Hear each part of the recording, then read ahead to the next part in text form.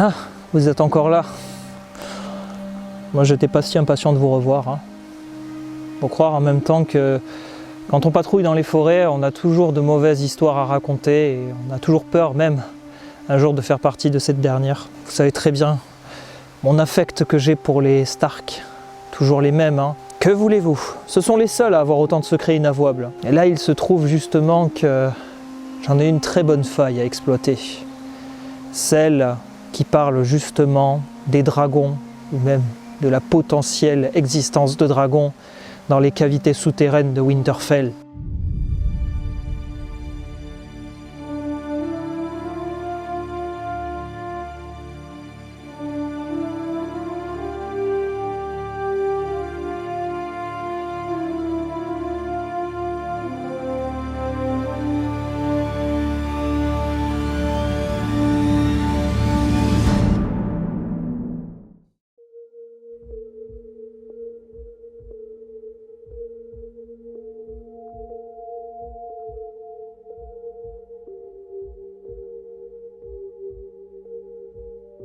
Le Nord cultive ses traditions loin du Sud et de ses petites querelles habituelles.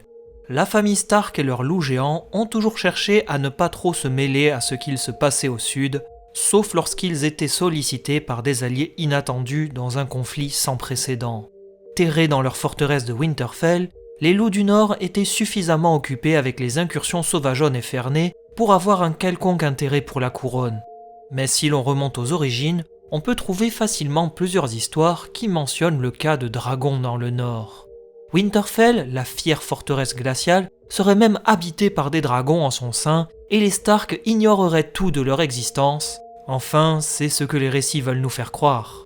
À l'origine des temps, Brandon Stark aurait décidé de bâtir sa demeure en ce lieu précis pour deux raisons.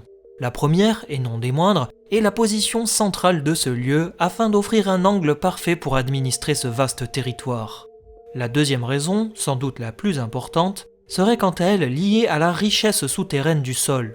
Je ne vous le cache pas, mais Winterfell est un château où il fait bon vivre grâce en partie à l'ingénierie Stark qui a permis d'utiliser les sources d'eau chaude pour réchauffer les grandes salles de pierre des rois de l'hiver. Mais une légende tenace tend à expliquer l'origine de ces sources chaudes et l'une d'entre elles met en cause les dragons. Ah oui, vous ne rêvez pas. Hein. Ceci expliquerait pourquoi il y aurait justement l'eau qui ne gèle pas à Winterfell. Pourquoi aussi ils utiliseraient des réseaux souterrains pour acheminer cette eau chaude. Après tout, vu l'existence des dragons des glaces ou même d'autres créatures, ça ne serait pas totalement étonnant de voir qu'il y aurait potentiellement un dragon caché dans les sous-sols. C'est une explication, hein. Libre à vous d'y croire ou pas. Mais tout ceci pourrait peut-être expliquer pourquoi le petit étang devant justement l'arbre-cœur de Winterfell ne gèle pas, même lorsque l'hiver est là. En réalité, cette légende n'est pas si folle que ça, et elle tire son origine sans doute dans l'histoire la plus ancienne de Westeros. Beaucoup pensent que les dragons, ces créatures légendaires aujourd'hui disparues, seraient apparus avec les Valyriens dans les fournaises des 14 flammes de Valyria. Mais il n'en a pas toujours été ainsi. Un maître m'a dit un jour que l'on avait trouvé des traces d'ossements de dragons sur le continent des Sauces, autre part qu'à Valyria. Je peux vous citer par exemple Ashaï les Ombres ou encore l'étrange île d'Ib. Et que dire de ce marchand des îles d'été qui m'a un jour conté avoir vu des dragons encore en vie sur l'étrange continent de Sotorios. Qui croire? Peut-être qu'il ne s'agissait que du nombre après tout, mais une chose est sûre, il y a aussi eu des dragons à Westeros et pas uniquement avec les rois dragons. Oh non! L'histoire ne vous a peut-être pas raconté la légende de Serwyn, l'homme au bouclier miroir. Durant l'époque reculée de l'âge des héros, ce personnage semi-légendaire aurait tué le dragon Urax quelque part à Westeros en se cachant derrière son bouclier, de telle sorte que le dragon ne voyait que son reflet. Ainsi, il put se rapprocher d'Urax et lui planter sa lance dans l'œil, ce qui tua le dragon sur le coup.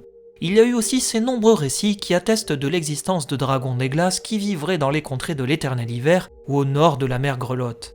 Maintenant, est-ce que ce dragon endormi serait un dragon des glaces, un ver de feu qui aime tant ramper sous terre, ou simplement un dragon banal? Nul ne pourrait l'affirmer. Ainsi, l'hypothèse d'avoir affaire à des dragons dans le nord n'est pas totalement une folie. Que ce soit pour un dragon des glaces ou même la légende d'Urax, tout ceci mènerait à une seule et même chose, la tanière des loups. On pourrait vraiment croire que le Nord serait une terre d'accueil pour les dragons. Mais ce n'est pas la seule légende tenace dans les histoires qui se transmettent de génération en génération. Il suffit de remonter des années en arrière, à l'époque de la terrible danse des dragons. Le prince héritier Jacaerys Velaryon, fils de la reine Rhaenyra Targaryen, fut envoyé en mission par le clan des Noirs pour rallier les seigneurs de Westeros à la cause de sa mère face au clan des Verts qui soutenait le roi Aegon II Targaryen. Inutile de vous raconter toute l'histoire ayant mené à cet immense conflit, je pense que vous seriez bien entendu perdu vu le nombre de personnages et les détails croustillants qui en ressortent. Non, on va juste se concentrer sur la mission de Jacaerys, car croyez-moi, ça vaut clairement son pesant d'or. Envoyé dans le nord en l'an 129 pour parlementer avec le seigneur Cregan Stark, les récits diffèrent à ce moment-là. Une première version, sans doute la plus répandue, mais aussi la plus hypothétique, tend à avancer que Vermax, le dragon du prince, aurait trouvé refuge dans les cryptes de Winterfell pendant le séjour de Jacaerys. Il aurait ainsi laissé un cadeau aux Stark, un ou des œufs de dragon pondus dans les cryptes ancestrales, sans doute dans une cavité souterraine au plus profond des tunnels.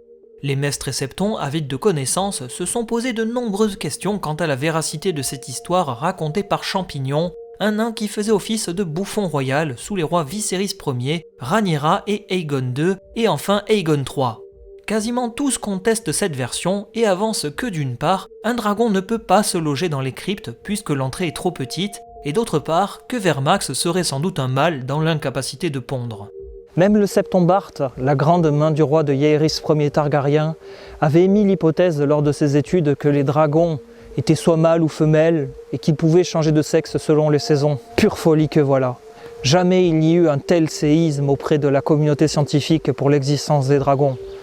Certains naissaient mâles, d'autres femelles, d'autres on ne sait pas vraiment. Et j'allais justement oublier de vous mentionner la version la plus connue, celle que les Stark eux-mêmes cherchent à cacher. Toujours selon les dires de Champignon, le prince Jacaerys aurait eu une aventure amoureuse avec la bâtarde de Cregan Stark, la jeune Sarah Snow.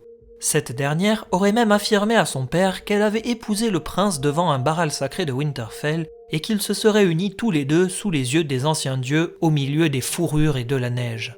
Beaucoup d'historiens tentent de sauver les apparences dans les deux camps.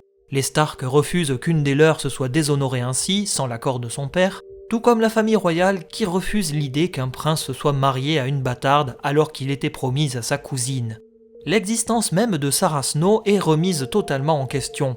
Mais fait surprenant, lors de cette union, qu'elle soit liée à l'amour ou à un simple plaisir charnel passager, le prince aurait laissé un œuf, disons qu'il aurait laissé un joli petit dragonneau dans le ventre de cette belle louve. Faut que je vous avoue quelque chose. En arrivant ici, je ne m'attendais tellement pas à être rattrapé par les fantômes d'Elaena et du passé. Les parchemins ne mentent pas et l'encre est sèche et elle ne bougera pas à moins d'être totalement consumée par le feu. Stark, Targaryen, Baratheon ou n'importe quelle famille de Westeros, vous aurez beau justement vous plonger dedans, plus vous creuserez et plus vous trouverez de secrets. Et vous, au plus profond de votre âme, pouvez-vous croire encore aux légendes ?